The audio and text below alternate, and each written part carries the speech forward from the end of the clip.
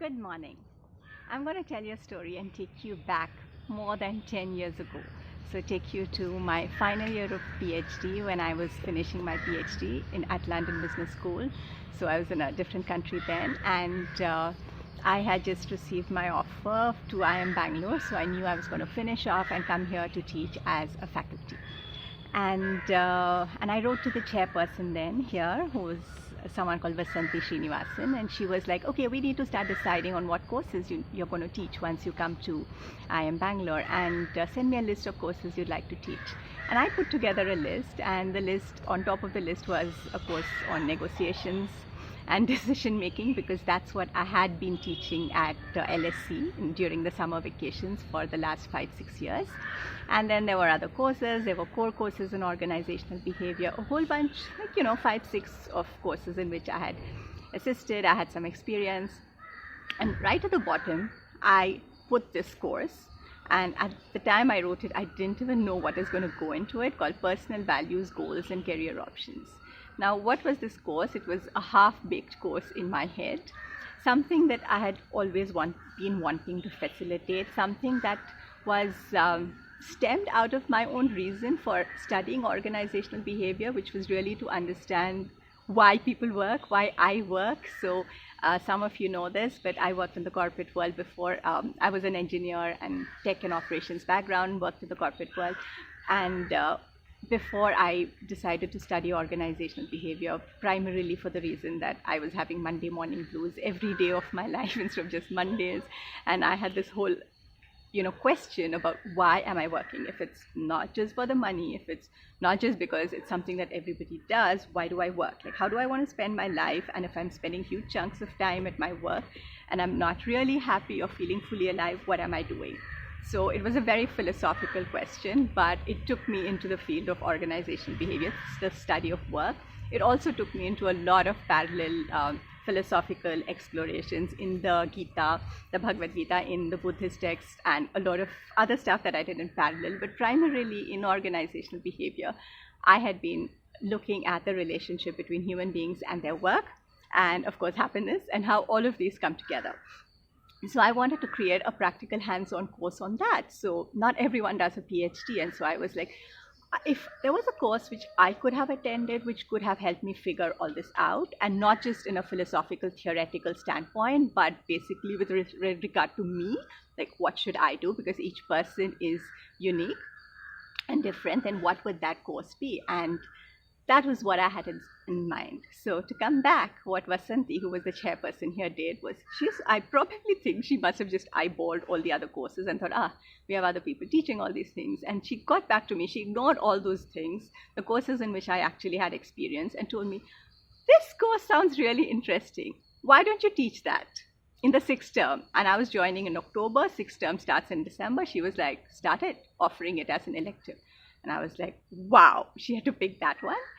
And of course, I started. I did have something in my mind, but I knew that in order to teach a course in a management institute, you need more than just, the half-baked thoughts in your head. So I started my research on that stream, even bigger, got all the books, or what's being offered, started putting together an outline, and yes, there was the maiden run. This was in 2010.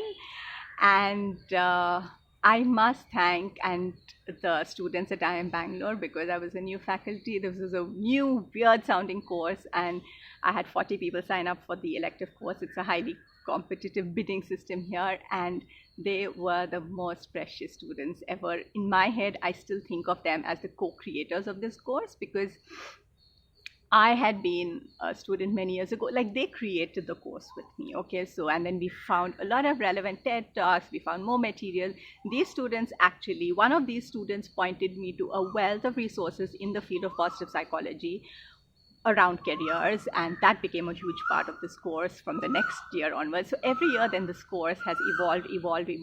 There were times when I was teaching 4 sections of this course at IIM Bangalore. It grew with me. It became very closely intertwined with me, and eventually this is the course that I got awarded for by the MHRD also in 2019 as one of the 15 higher innovations in India. But the upside and downside of this whole process of me being so closely and intertwined with developing this course is that the course became dependent on me as a facilitator. So I did have, there were PhD students, for example, who passed out and who's joined other institutes as faculty. And they said, you know what, ma'am, we want to teach a course like PVG. So send us the outline. And I would send them the outline on all the stuff. And yet that was not enough for them to just take it and run with it. There was one of the PhD students who sat through all my courses and videotaped all the recordings, because she said, what you say is not in the material, right? So she videotaped everything and she was trying to use that. So people were trying, and still it was not enough, because I realized that it was too much, and I couldn't even have other faculty in IIM Bangalore sort of join me, in taking the course, because it was, to put it bluntly, it was unstructured. And that was also told to me, and it was too much here, it was too much in me. So I need to be present to deliver the course or facilitate the course. And I saw this year after year in the feedback also, the upside and downside. I used to get amazing feedback that kept me going through my academic journey, literally, because there were other parts in my academic journey that were not so uplifting to me. But the feedback from this particular course was amazing. It was like people were saying things like, you changed my life. It was worth 2 years of MBA course fees and all kinds of like really lovely things. And it was encouraging. And in terms of, the improvement, there were some people for whom my methodology of reflection, introspection totally worked. And there were some people who were like, we'd like a little more structure. I wish there was something that we could continue. So I did have course material, but still it was a very non-linear design. That's the word. It was non-linear. Now, and I was like, okay. I was taking it in, but also processing, wondering what to do.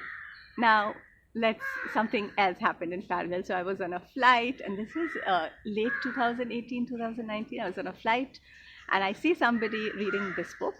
I think it's this mirror image, so you can't see it. It's called Designing Your Life, Build the Perfect Career Step by Step, by Bill Burton and Dave Evans from Stanford. And I was really, the person is sitting, I was going to the bathroom, and I see he's out like this, right? So I see this, and I was like, whoa, okay. So I overcome my shyness and, ask him, can I borrow the book when you're taking a break? And he says, yes. And then I read the entire book on the flight pretty much, go through it. And I'm telling my husband, and my husband is like, what's this book? And he sees it and he's like, see, somebody else wrote the book before you. Because one of the things my husband has always been telling me to is write a book on this course, which I've not done. And that was the first thing, right? So the competitive part in me, I said, oh my God, somebody else is doing something exactly very similar, very aligned, and they've come out with their book. Now there's no point me writing my book. But of course, there's that childish competitive part of me, but there's also the wiser relatively part of me, which says, this is lovely, because so far I was thinking, okay, this is me and my wacky approach, and it's not that I haven't been criticized for my different take on careers and designing lives, and I call it an artist's frame of mind rather than a problem-solving approach. And I had to explain everything, right? And it was up to the students sitting there thinking, there is this weird woman who's asking us to think really differently about these things, and we sort of just trust her, and so we'll take the plunge. But now I have Stanford backing. I have big people behind me who are endorsing pretty much the same thing. They call it the design thinking mindset. And if you're familiar with design thinking, it's again the same thing.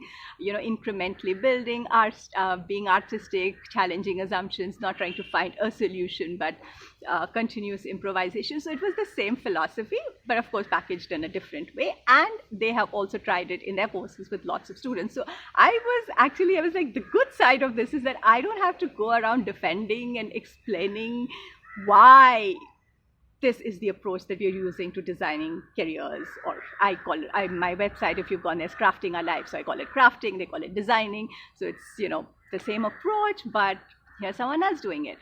So I got the book. They have a couple of different versions. Got the most basic one, and I saw it was also full of exercises. Now over 10 years I had also developed a lot of exercises, and of course I might be partial to mine, but frankly I love their exercises. So, that gap, the thing that some of, at least not all, but some of the students have been asking for, the structure, the sequence, that's there, because you can't have a book that's not sequential, that's not structured, right? So they've really put in a lot of effort. So you have the exercises, and so I decided this is a great opportunity for me to give that along with my course. In fact, last year when I offered PVGCU at IIM Bangalore, I actually put this in with the course material, with all the other course material I had, and this was also there.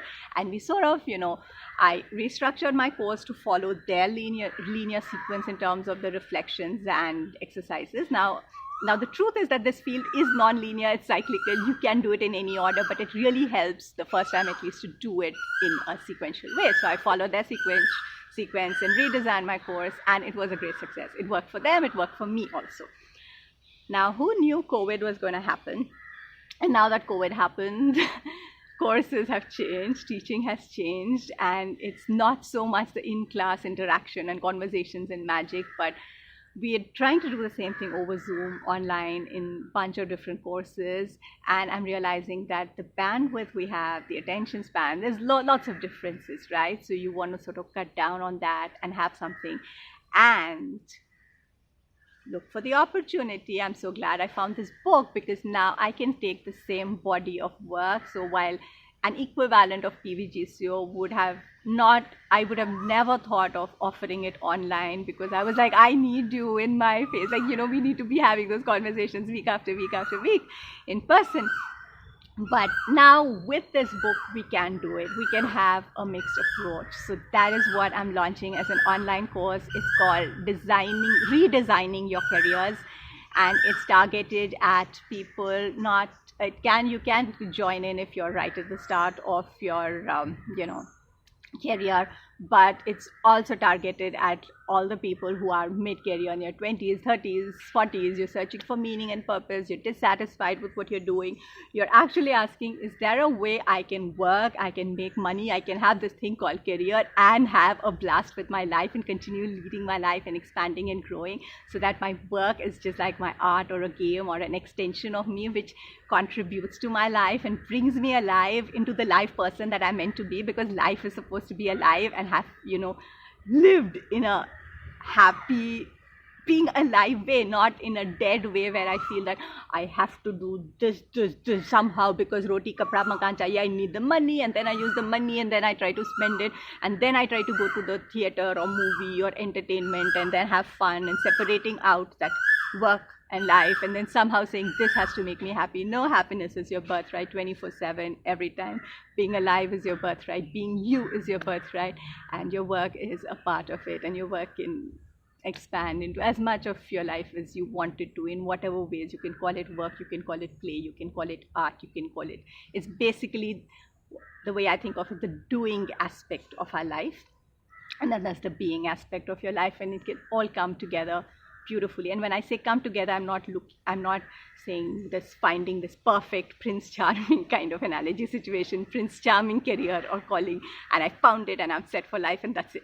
Now I can die and sit in my hammock. No, because that's not life again. Life is about growing, changing, evolving. So that's why it's designing, crafting, creating. It's an ongoing journey. But in that ongoing journey, you can do something like a deep boot camp if you've not. So I do crafting our lives, designing our lives continuously. It's an ongoing process for me, right? But for the first time, you can really use a course, some hand holding, some deep dive, and that's what this book gives you. And it is a brilliant. I'm no longer thinking of them as my competitors. I'm thinking of them as my collaborators, or people who actually came up with a lovely book that I can use to take my life's work forward. So check out the frequently asked questions about this online program that I'm offering. It's starting 12th July. It's going to have limited seats just because of the nature of the interaction that will be involved. It will be a combination of you actually getting a copy of this book and doing all the exercises, and me having sessions with you once a week, and also having a close private Facebook group where we have peer support and discussions and group discussions. I'll break you up into small groups to try and get the peer feedback, just the way that we do in live workshops. And I know this is possible. We can make it happen. So yeah, so sign up. There's going to be a link to the frequently asked questions. Please go through that before you sign up so you know what you're signing up for. And if you join the course, I would love to see you there. So again, starting 10th July, but if you're interested, don't wait, because it's also limited seats, and it's going to be first come first serve, because I don't want to use any other criteria and filtering in or filtering out anyone. If you're interested in redesigning your career, then you're welcome. Okay, so have a lovely Sunday, and I'll see some of you in the course.